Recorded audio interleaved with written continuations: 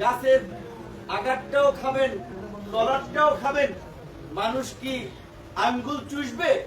সরকারের উপদেষ্টা থেকে সরকারি সুযোগ সুবিধা ভোগ করবেন, প্রশাসনে নিজেদের লোক সেট আপ দিবেন, আবার নির্বাচনে অংশ নেবেন।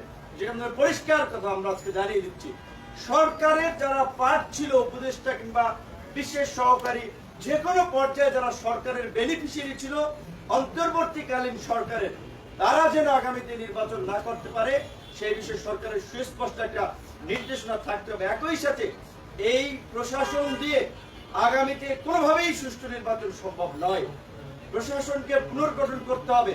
প্রশাসনের মধ্যে দক্ষ পেশাদার লোকদেরকে চিহ্নিত করে প্রশাসন ঢেলে সাজাতে হবে।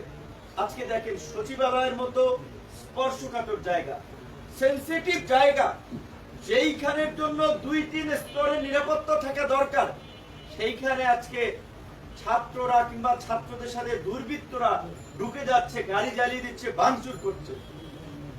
এই ব্যর্থতাই তো স্বরাষ্ট্রমন্ত্রীর পদত্যাগ করার কথা ছিল।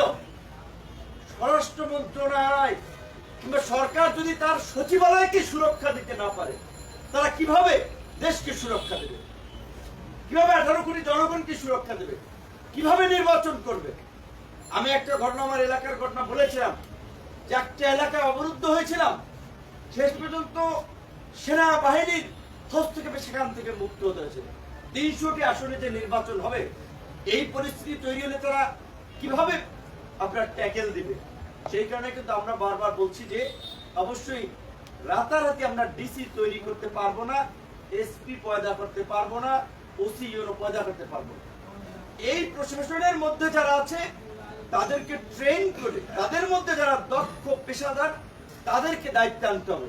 এখানে বিভিন্ন কোটায় ভাগ করা যাবে না। বিএনপির কোটায়, জামাতের কোটায়, উপদেষ্টা কোটায়, তারপরে বিভিন্ন কোঠায় ভাগ করে প্রশাসন চালানো যাবে না, সরকার চালানো যাবে না।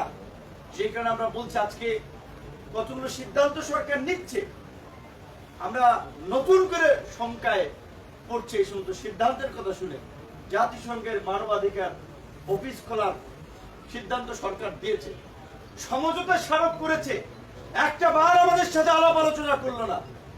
ভারতের মিডিয়ায় বাংলাদেশ নিয়ে প্রোপাগান্ডা ছড়ানো হচ্ছে, বিদ্বেষ ছড়ানো হচ্ছে।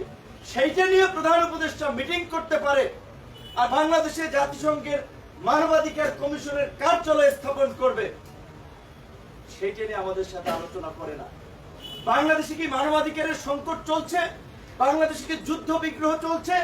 বাংলাদেশে কি জাতিগত নিধন চলছে? বাংলাদেশকে আফ্রিকা অঞ্চলের মতো লাইবেরিয়া, মৌরিতানিয়া, ফিজি, নাউরু এই সমস্ত দেশের মতো পরিস্থিতি? তাহলে কেন এখানে জাতিসংঘের মানবাধিকার কার্যালয় খোলার প্রয়োজনীয়তা বোধ করলো? কার স্বার্থে? এই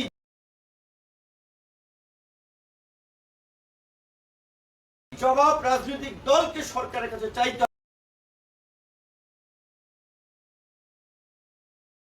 হবে। আমরা সরকারকে সবকিছু লিখে দেই না, আনকন্ডিশনাল সমর্থন আমরা দেই নেই। আপনারা জানেন, আমরা